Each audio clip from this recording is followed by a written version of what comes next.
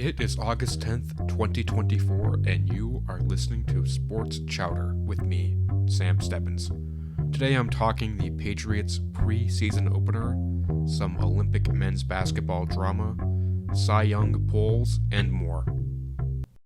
On Thursday night, the Pats opened preseason play with a 17-3 victory over the Carolina Panthers in Foxborough. Surprisingly, both Jacoby Brissett and Drake Maye had limited snaps. Brissett was 0 for 3 with 0 passing yards, and Maye was 2 for 3 with 19 passing yards. Now, to explain this, in the post-game press conference, Coach Mayo said that Maye was limited in his play because he wants him to primarily play with the offensive line starters for the most protection. I somewhat understand this. I'll give Coach Mayo the benefit of the doubt. But it's still strange. I mean, the Panthers were the one team worse than the Patriots last season, and on Thursday night they benched most of their starters, so it would have been pretty easy for Drake Maye to get a few more snaps in, get a little more experience in a very low-stakes environment. Instead of Maye or even Brissett, we saw a lot of third-year veteran Bailey Zappi and sixth-round draft pick Joe Milton out of Tennessee. Zappi did as expected. He finished 12 for 20 with 108 passing yards, handing the ball to running back Kevin Harris for the Patriots' first touchdown. Joe Milton went 4 for 6 with 54 passing yards, including a bomb of a 38-yard touchdown pass to wide receiver Ja'Quiet Jackson, an undrafted rookie originally signed to the Atlanta Falcons. The vast majority of the quarterback play Thursday night felt like a battle for third string. If that is the case, Joe Milton won. He clearly has a lot of potential, and while I appreciate Bailey Zappi's grit, I think it's best if he and the Patriots part ways. I would much rather have the Patriots trade him, even if the return is a 7th-round pick and a bologna sandwich. Now, the bologna sandwich thing is a Patriots social media inside joke, and I'll just leave it at that. Now, our defense still looks solid. Defensive tackle Jeremiah Farms Jr. drew a pair of penalties on opposing offensive linemen and helped clog things up the middle. Now, Jeremiah Farms has a very inspiring story. He worked a lot of, low-end kind of jobs to make ends meet. He played college football for several small schools, and last year he played for a now-defunct USFL team. So his journey to New England is so inspiring, and I'm very happy to see him find success so quickly. Overall, I'm just not going to read too much into everything and pass quick judgment on the coaching staff. Some people on social media are already trying to judge Coach Mayo's ability to lead this team. To me, that is ridiculous. It is just way too soon to condemn someone's leadership abilities. It is game 1 of the preseason, and frankly, I was just happy to watch the Patriots win a game, and I was really happy to watch the Boston broadcast being aired on the NFL Network nationally. Next week, we play the Philadelphia Eagles in Foxborough at 6 p.m. Central. Now, the Eagles were 11-6 last season, and I feel like that game will be more revealing.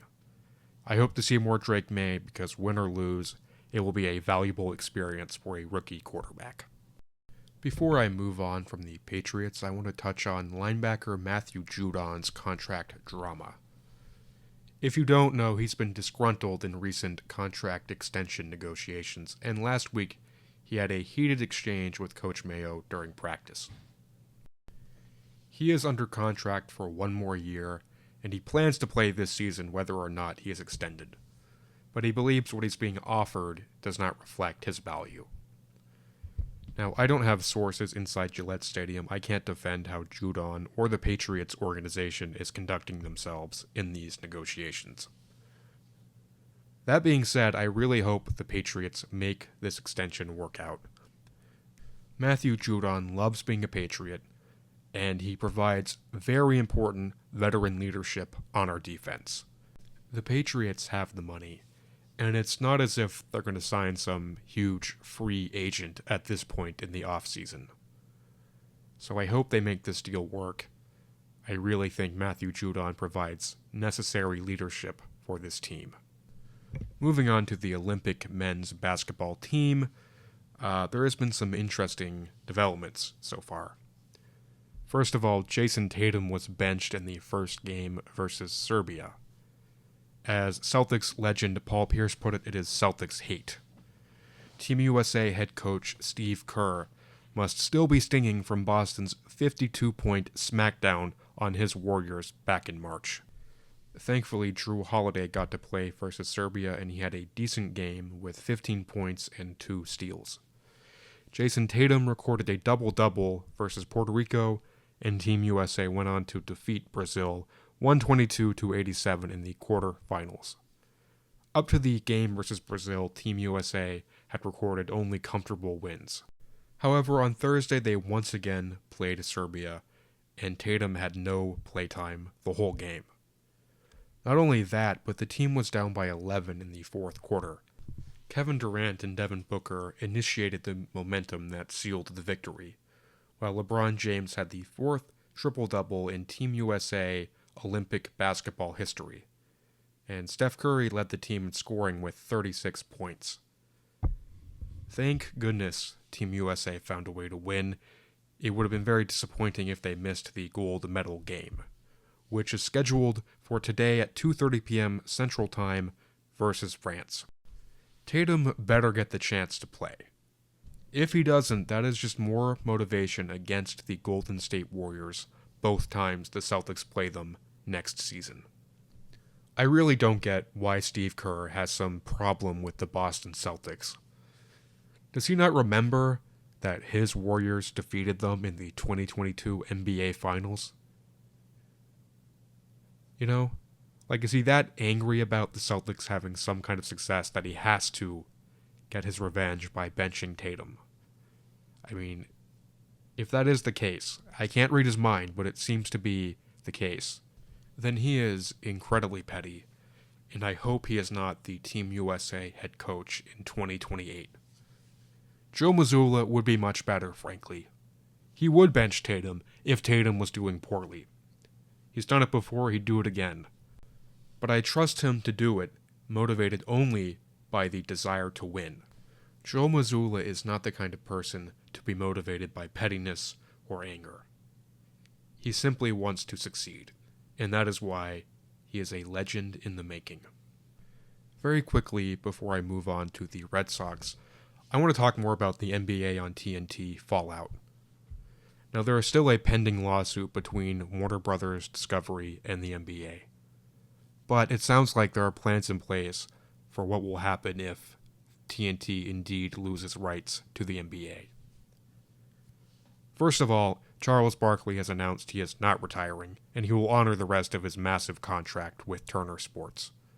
I am really glad I was right about that. I love seeing Charles Barkley talk basketball with the whole crew. So it is good news for all basketball fans that Charles Barkley is staying in the game for a bit longer. Now, assuming the NBA's new broadcasting deals go through and TNT loses their rights to NBA games, they plan to rebrand the Inside the NBA studio show to become a broader show about the world of sports. Now, to me, that's not the worst possible outcome. They have a great dynamic. I think it transcends basketball in some respects. I'd love to hear them talk about, rugby or baseball or whatever. Those are the two most random sports that popped in my head, but whatever it is, I think it would be interesting, I think it would be funny and insightful. So I hope that works out if they indeed lose the rights to the NBA. Of course, it will not be the same as having that crew talking basketball before games, at halftime, and post-game. But having that crew together talking sports is a net positive. And now a Red Sox update. After losing a series to the Yankees 1-2, the Sox have won series against the Mariners, Rangers, and Royals 2-1. This is the forward momentum we really need this time of year if we are going to make the playoffs, and I believe this team will keep pushing forward, make the playoffs, and maybe surprise some people.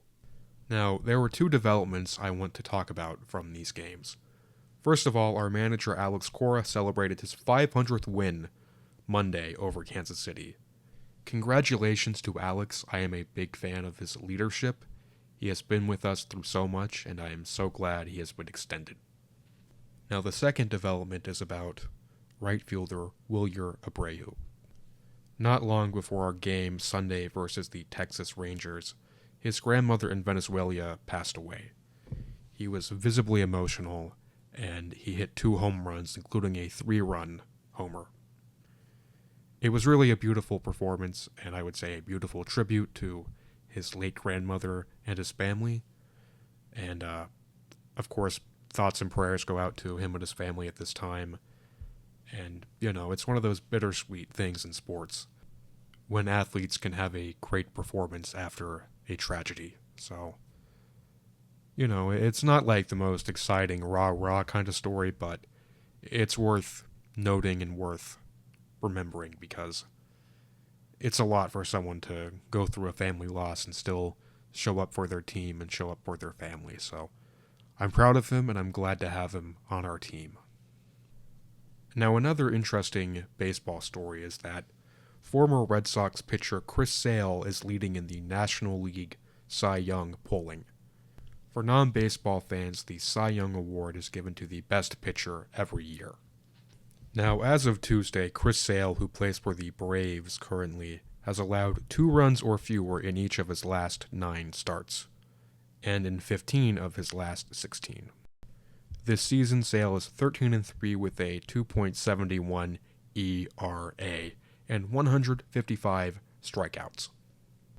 Now, Chris Sale has been a notable pitcher for a long time. He has not won a Cy Young Award yet, but he has been an all-star, and he's been really considered one of the better pitchers in the league for over a decade now. I remember very vividly when Chris Sale was traded from the Chicago White Sox to the Red Sox back in 2017. Chris Sale, Rick Porcello, and David Price were all considered a big 3 of pitchers for the Red Sox, and it was really fun to watch them play and get those wins. Now, I even remember they made a Bank of America commercial with Chris Sale and Price, along with Stephen Wright, another Red Sox pitcher. It was a recreation of the Who's on First routine, playing off Sale and Price's names. Now, it was nothing groundbreaking, it wasn't the funniest thing on earth, but to me it felt like validation to see Red Sox players in a national TV commercial. Now, all that to say, I remember when he came to Boston, I remember what he delivered for us, especially during our 2018 championship season. I would be very happy for him if he indeed wins his first Cy Young this season. And now, Assorted Awesome, the segment where I talk about a story that is 100% awesome with no caveats. Celtics star Jaylen Brown is launching Boston Exchange, a nonprofit initiative to generate $5 billion in generational wealth for communities of color.